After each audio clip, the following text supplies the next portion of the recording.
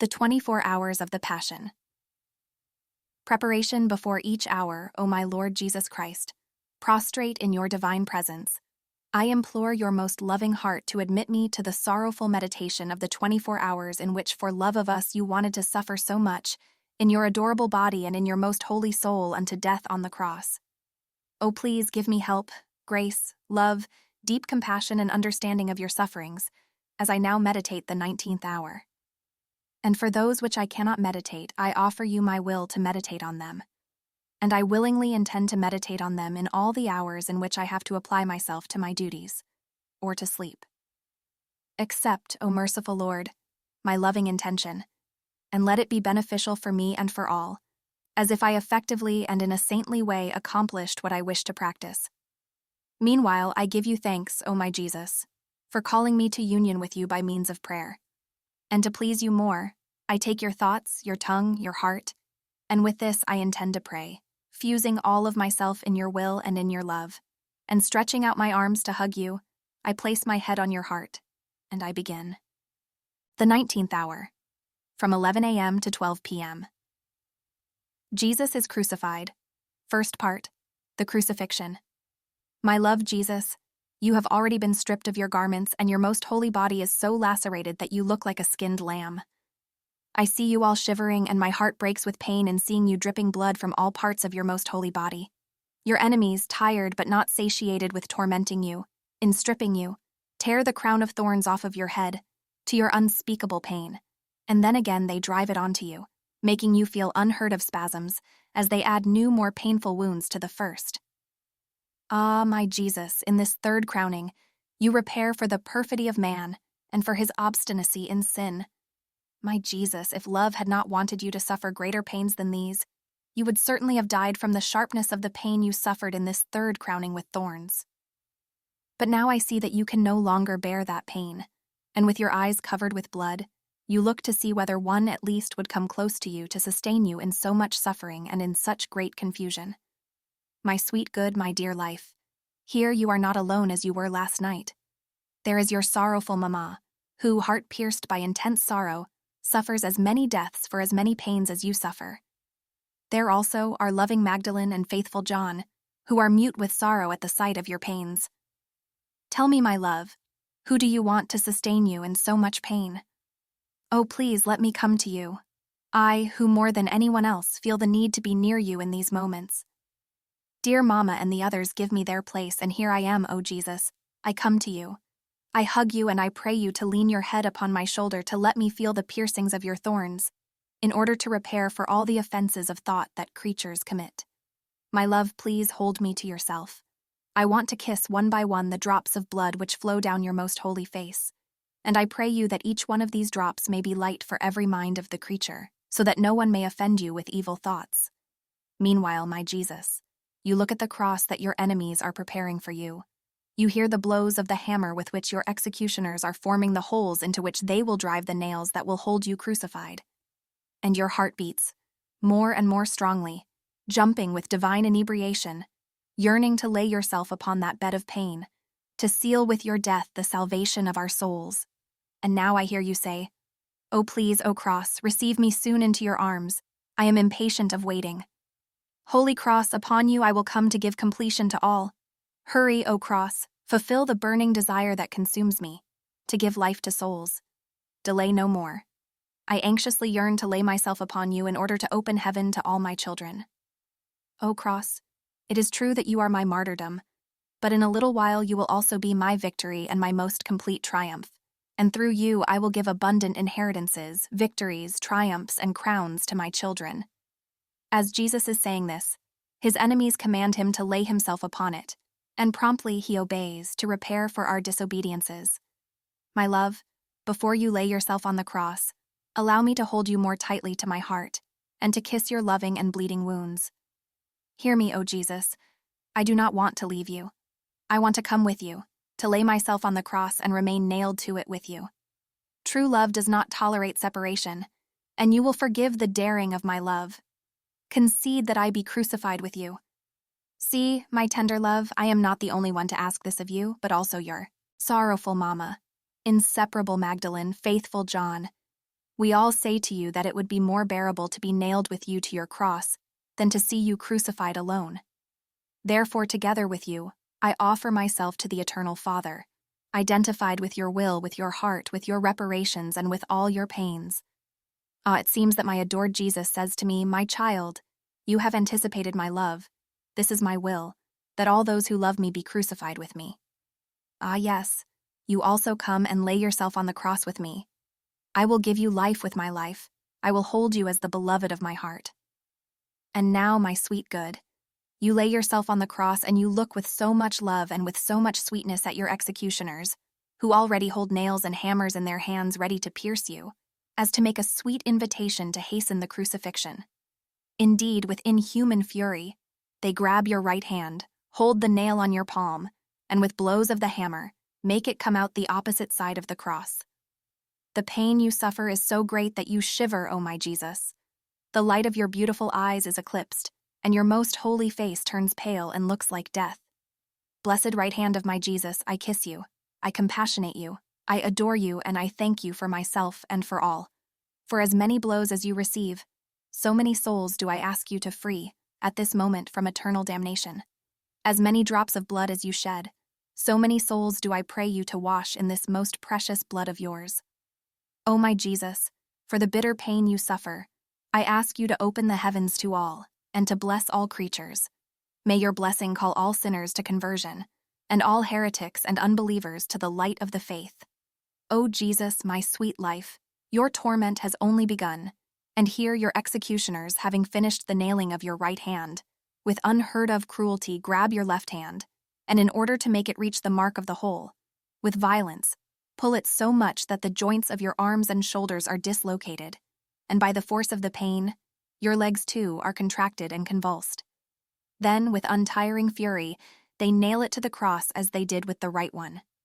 Left hand of my Jesus, I kiss you, I compassionate you, I adore you, I thank you, and for the blows you receive and for the bitter pains you suffer while they drive the nail through, I pray you to concede at this moment liberation from purgatory to the purging souls. Yes, O Jesus, for the blood you shed from this hand, I pray you to extinguish the flames that burn these souls. And may this blood be refreshment and a healthy bath for all, such as to purge them from any stain in order to dispose them for the beatific vision. My love and my all for this sharp pain you suffer, I pray you to close hell to all souls, and to hold back the lightnings of divine justice irritated alas by our own sins. O Jesus, let divine justice be appeased, so that the divine chastisements may not pour down upon the earth, and treasures of divine mercy may be opened for the benefit of all.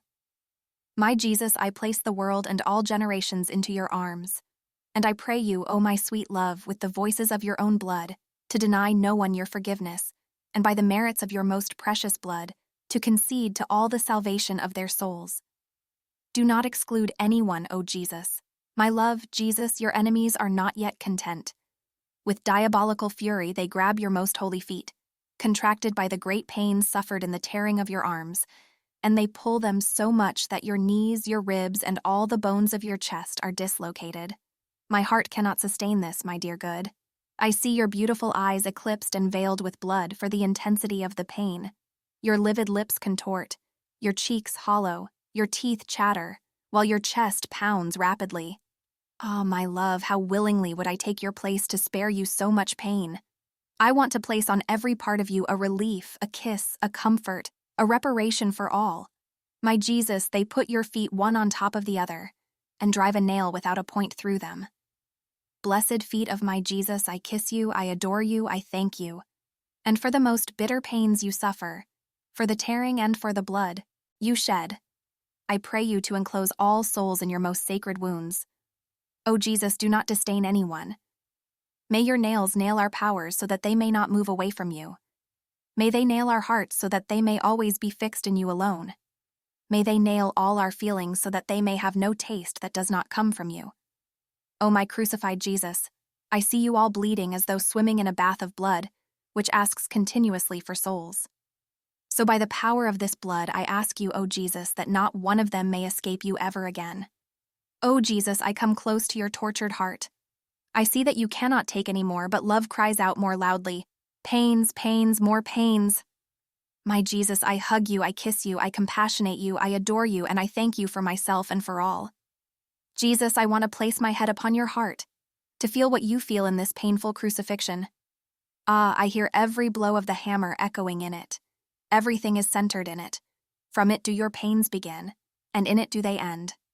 Ah, if it were not already decreed that a lance would rip your heart, the flames of your love would open their way and would make it explode. These flames call loving souls to find a happy dwelling in your heart. And I, O Jesus, for the sake of your most precious blood, ask you for sanctity for these souls. Oh, please, do not allow them ever to go out from your heart, and with your grace, multiply the vocations of victim souls who may continue your life upon earth. You wanted to give a distinct place in your heart to the loving souls. Let them never lose this place. O Jesus, may the flames of your heart burn me and consume me. May your blood embellish me. May your love keep me always nailed to it through suffering and reparation. O my Jesus, the executioners have now nailed your hands and feet to the cross, and turning it over in order to bend the nails, they force your adorable face to touch the ground, soaked with your own blood, and you, with your divine lips, kiss it. With this kiss, O my sweet love, you intend to kiss all souls and bind them to your love, placing a seal on their salvation. O Jesus, let me take your place, and while your executioners pound on the nails, let these blows wound me as well and nail me completely to your love. My Jesus, as the thorns are driven more and more into your head, I want to offer you, O my sweet good, all my thoughts which, like loving kisses, may console you and soothe the bitterness of your thorns.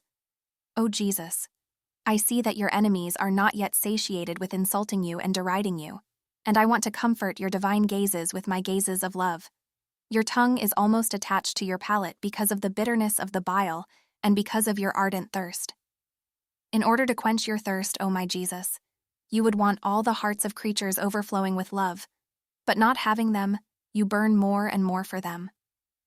My sweet love, I intend to send you rivers of love, to soothe in some way the bitterness of the bile and your ardent thirst.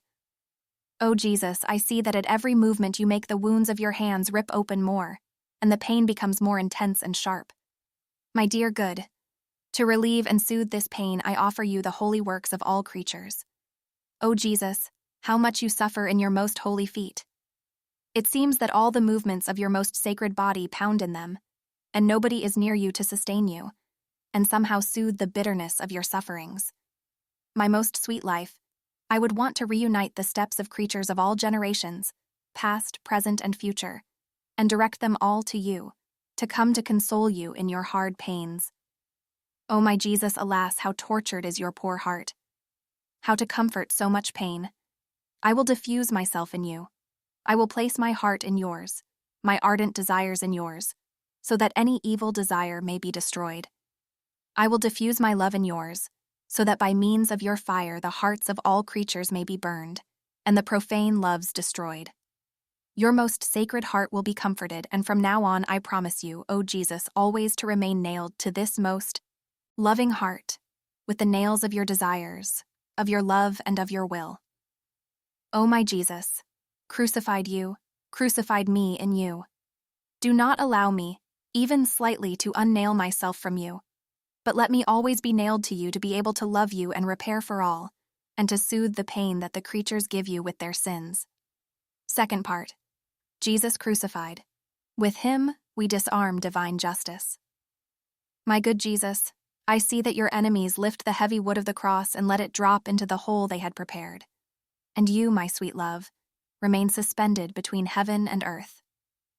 In this solemn moment, you turn to the Father, and with weak and feeble voice you say to him, Holy Father, here I am, loaded down with all the sins of the world.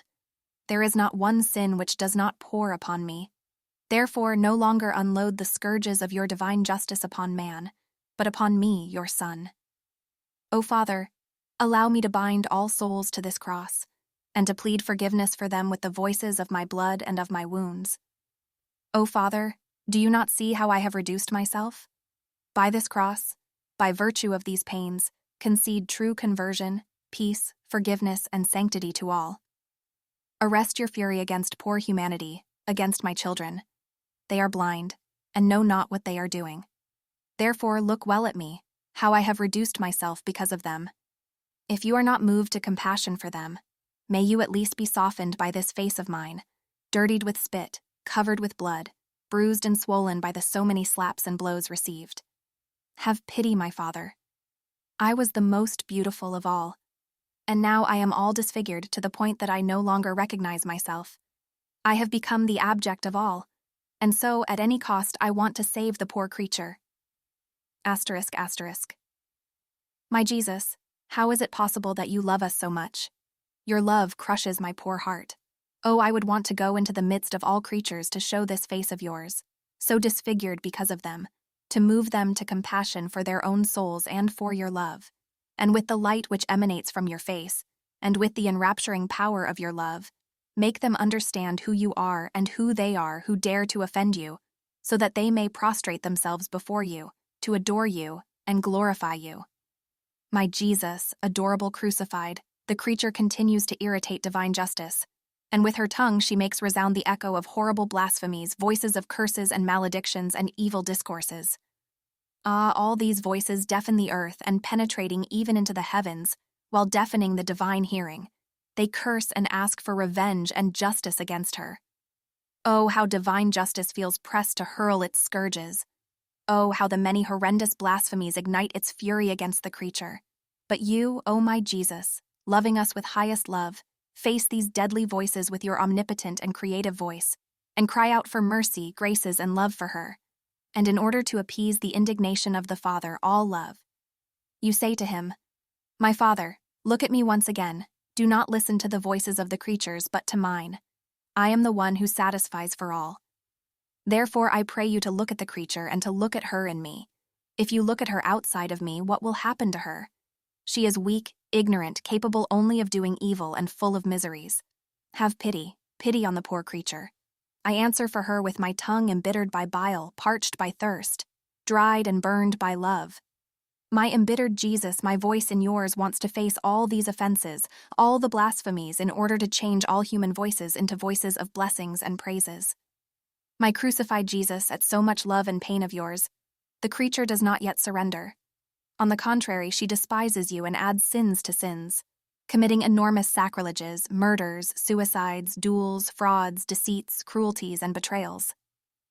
Ah, all these evil works weigh on the arms of your celestial Father, so much so that, unable to sustain their weight, he is about to lower them and pour fury and destruction upon the earth.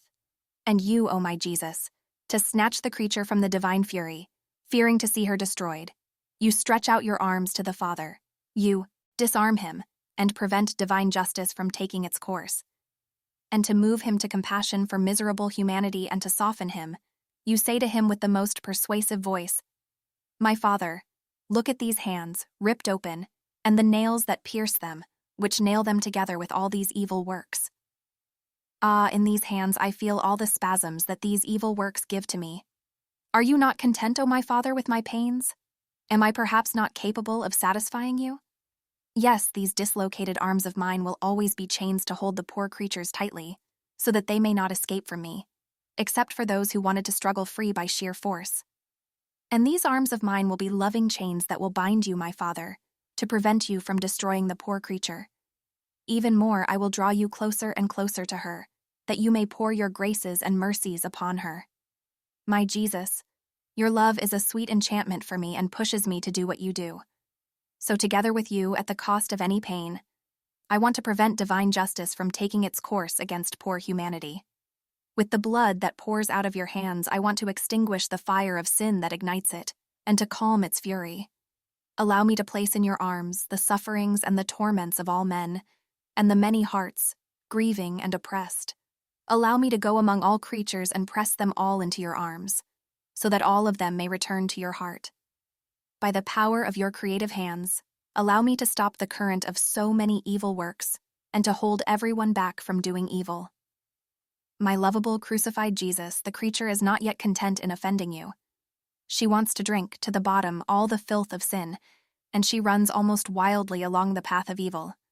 She falls from sin to sin, disobeys all of your laws, and denying you, rebels against you, and almost out of spite, she wants to go to hell.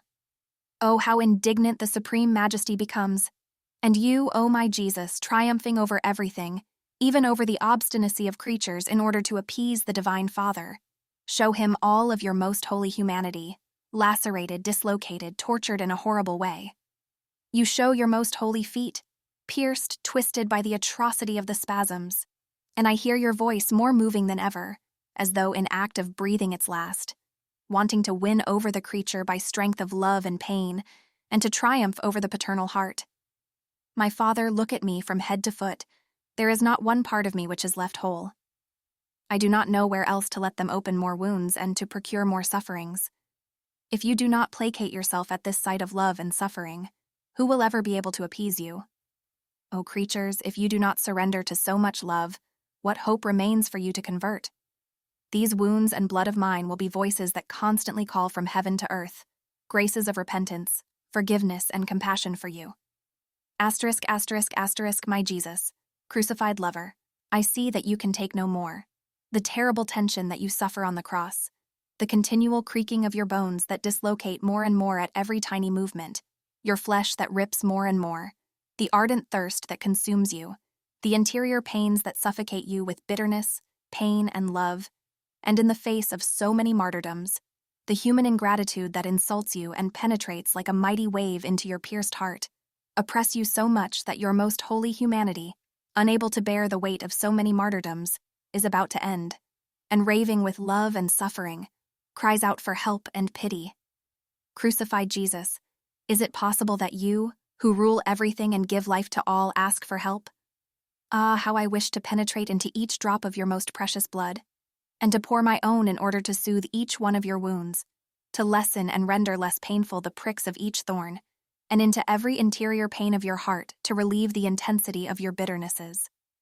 I wish I could give you life for life. If it were possible, I would want to unnail you from the cross and put myself in your place. But I see that I am nothing and can do nothing. I am too insignificant. Therefore, give me yourself. I will take life in you, and in you I will give you yourself. In this way you will satisfy my yearnings. Tortured Jesus, I see that your most holy humanity is ending, not because of you, but to fulfill our redemption in everything. You need divine aid, and so you throw yourself into the paternal arms and ask for help and assistance. Oh, how moved is the Divine Father in looking at the horrible torture of your most holy humanity, the terrible crafting that sin has made upon your most holy members. And to satisfy your yearnings of love, he holds you to his paternal heart and gives you the necessary helps to accomplish our redemption. And as he holds you tightly, you feel again in your heart, more intensely, the blows of the nails, the lashes of the scourging, the tearing of the wounds, the pricking of the thorns. Oh, how the Father is struck! How indignant he becomes in seeing that all these pains are given to you up into your inmost heart, even by souls consecrated to you.